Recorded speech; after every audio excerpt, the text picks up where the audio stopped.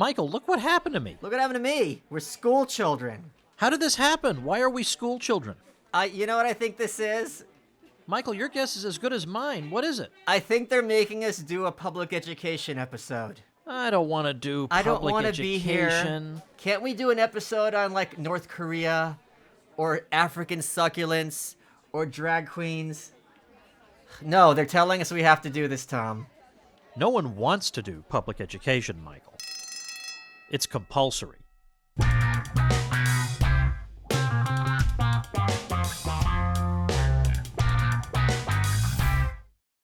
Michael, it's no secret that American public schools, for the most part, are not living up to the collective standards of the people.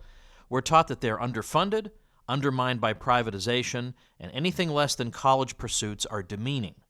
We're apt to get knuckle-slapped for challenging any of these assumptions, but today you and I will be the bad students.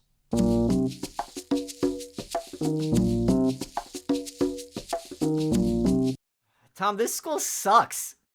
Why didn't they just spend some money to make it more fun and make us want to come here? You know, Michael, you always hear that the reason public education sucks is that they're chronically underfunded. Well, as a matter of fact, spending has way more than doubled on education just since 1980, even accounting for inflation. Are we way more than twice as smart? What? More than doubled? That's 3 times the amount. How much money are they spending exactly? Well, let's look overall, and then let's look at particular states. This graph shows how much it costs to get a full K-12 public education, going from about 1970 to about 2010. It goes way, way up during those years. But then look at the test scores everybody gets. Pretty much unchanged through all those years, despite all the increases in spending. Or how about this? We look at particular states. We find that New York spends over $23,000 per student per year. The District of Columbia spends nearly $22,000 per student per year. Doesn't that seem excessive to you? Yeah, I get people say teachers need to be paid more, but you can't just write more on a paycheck. There needs to be some figure. Well, how about this story, Michael? John Chubb worked for the liberal Brookings Institution, and he wanted to know how many administrators worked in the central office of the New York City public school system. So he got on the phone, and he called in, and he kept getting transferred from one person to the next. 6 different people had no idea what the answer was. Then he started to reach people who did know the answer, but they weren't allowed to tell him what it was. So by about the 13th call, he found somebody who knew the answer and was allowed to tell him, and the answer was 6,000. But he didn't know. Is that a lot? Is that a little? So he thought, I'll call the Catholic schools. They educate 1/5 as many students, so they should have 1/5 the number of administrators. So he called up and said, how many administrators work in your central office? And the person said, well, I don't know. And he thought, oh, here we go. Another runaround. And then she said, let me count. She came back on the phone and said, 26. I see what's going on. Look at this little chart. Science scores, pretty flat. Math scores, pretty flat. Reading scores, pretty flat. Enrollment's pretty flat. So we've got a similar number of kids who are learning a similar amount. But costs are through the roof, and the only thing that's increasing is number of employees. The incentives are completely misaligned because it's not like the better schools get more money in the same way that the better furniture stores make more sales and earn more money. It's the worse schools that make more demands for money and generally get that additional money. So the worse you are, the more money flows in. Who's going to expect a good result from that? Everyone agrees, no matter where they stand politically, that poor kids need help. And as a result of this, money has been thrown at these poor districts at an extended rate for decades. But the results are not matching the expenditures. And the question still remains on the table, why do we keep trying to spend more money and not changing the approach if the outcomes aren't changing? And there's a reason for this. That money is going somewhere. It's going into the hands of public sector unions, because they don't just represent educators who are there teaching kids, they also represent administrators. And the more administrators there are, the more money is in the pockets of these bureaucracies, just like any bureaucracy in any sector. they are always going to want to have bigger budgets and more employees.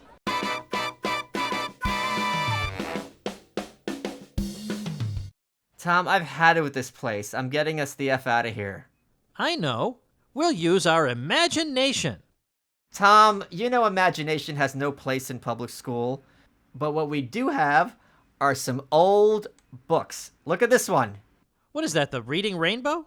No, Tom, it's the Reading Rainbow for copyright reasons. Using some animation, this old book can take us anywhere in the world we want to learn more about schools.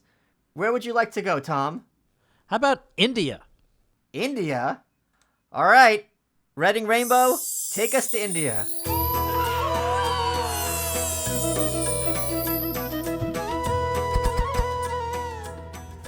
Boy, there sure are a lot of poor kids here. They're not going to be able to go to school. Maybe we could ask that teacher for help. Michael, that's not a teacher. That's James Tooley. The actor? What? No, James Tooley is an educational researcher from the UK.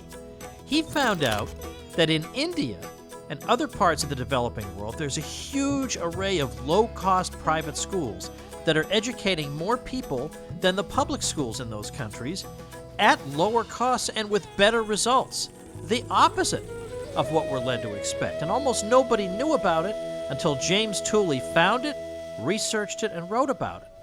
So here we are in countries that are quite poor, and yet even in these poor countries, parents are able to send their kids to low-cost private schools that they prefer to the government schools and that are educating more people. Nobody knows about this. I wonder why. America's still number one. We need to have some amount of public education to force kids to be educated because many parents are in a position to educate their own kids. Without public schools, we all know there'd be this Lord of the Flies, doomsday world of illiterate, uncivilized, uneducated marauders running around. But what Tooley shows is that in poor countries, by far poorer than any American state, parents do care about their kids getting an education. And when government schools don't provide it, they draw from the small amount of resources they have to send their children to these low-cost private schools. So there are working alternatives to our system in other countries, and there's no reason why those working alternatives can't at least be tried to some extent in our countries. But the argument is it's not enough that all the kids have to be going to school. They all have to be going to have a uniform school experience. From Maine to Hawaii, whether they're rich or whether they're poor, everyone has to be taught the same things in the same way. It's not obvious that this makes any sense. The students are not wrong when they say, I'm never going to use this stuff. They are never going to use it. The vast bulk of it, they're never going to use. Why can't they have a curriculum designed for their needs that focuses on their particular strengths? Yeah, this is a relic of the Cold War. You had the Russian communists put Sputnik up as the first satellite in space, and then all the Americans freaked out and said, hey, all the kids gotta learn science because we've got to catch up to the Soviets. 60 years, 70 years later, and everyone from coast to coast is being forced to learn how to calculate the dew point and the degree at which water saturates the earth on a farm, as opposed to learning things like logical fallacies, how income taxes work, how to take out a mortgage, or even things that are simply interesting to them.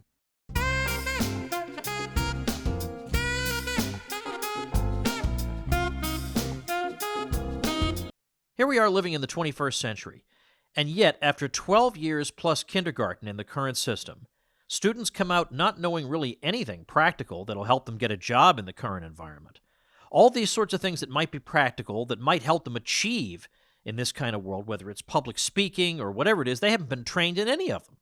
And I'm speaking from experience. I helped to design a homeschool program and create courses for it, the Ron Paul curriculum. And public speaking, for example, is one of the things we teach, along with personal finance for teens or how to start your own home business. The kind of things that mean that when a kid gets out of school, he doesn't just have to sit by the phone and wait for somebody to call him up and say, we think you're useful. He's got alternatives. When you have this one-size-fits-all system, nothing fits anyone. Why do we have this little house in the prairie idea when we're a country that's so advanced that even the term information superhighway seems outdated? All the old people complain that kids spend too much time in front of screens, staring at their phones, and staring at their computers. They're expecting them to sit still, staring at the teacher at the blackboard, Is someone going to say with a straight face that teenagers have a tougher time finding information on the internet using computers and using advanced skills than their educators do?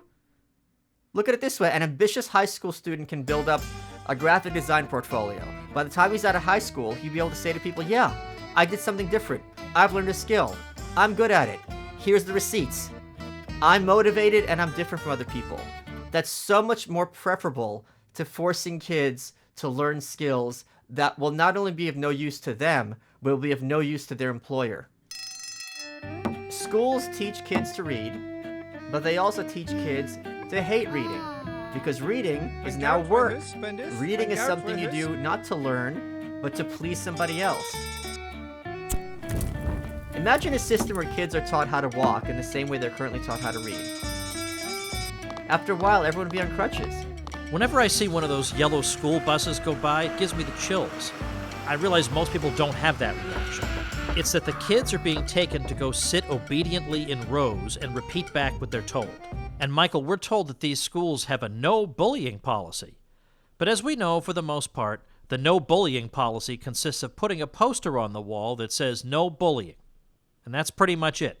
But I would make the broader point that the bullying is the policy. We all know someone who's got a niece, nephew, child, brother, or sister who won't shut the heck up because they're asking so many questions, because they're so interested in everything. Well, our educational system takes that spirit, throttles it, and forces those kids to be, in a very real sense, prepared to work in factories. They all have to come to school at the same time, just like punching in the clock. They have to sit in rows, just like on the conveyor belt. They have to quietly hold their hands, they have to sit, they have to listen. They're not even allowed to go to the bathroom without permission. Somehow, then, when they get home, they have to do homework, because the teacher somehow couldn't educate them enough during the day. That also gives the message that every hour of your life belongs to some external authority figure. The whole process takes place in an institution paid for by tax money, which already gives the kid the idea that that's legitimate. If you want something badly enough, you can just seize the resources and go build it. And so, as we mentioned before, it's no surprise that almost every school building in America has classrooms with the U.S. presidents from George Washington to the present hanging on the wall, staring down with their benign visages on the students below. So they look at these people and already have a built-in veneration for them. These were selfless public servants without whom we'd all be working in coal mines, earning 10 cents a day, and getting our limbs blown off. It encourages that kind of thinking. It's much easier to perceive the problem with this if we imagine, by contrast, a system of schools funded by Walmart that had the Walmart CEOs and board members hanging on the walls. People would be up in arms, saying, why are we venerating these particular individuals? This is creepy and cult-like. But it's not creepy and cult-like when it's the government, because that's the normal relationship we're expected to have toward people who are better than we are, who are believed to have our best interests at heart. This inculcates in the kids the exact opposite of independent thought, and it encourages nothing but the most conformist kinds of thinking. And ironically, Thomas Jefferson, who happens to be one of the faces up on that wall, would have been against this completely. The idea that little children would be staring at his image every day would have appalled him.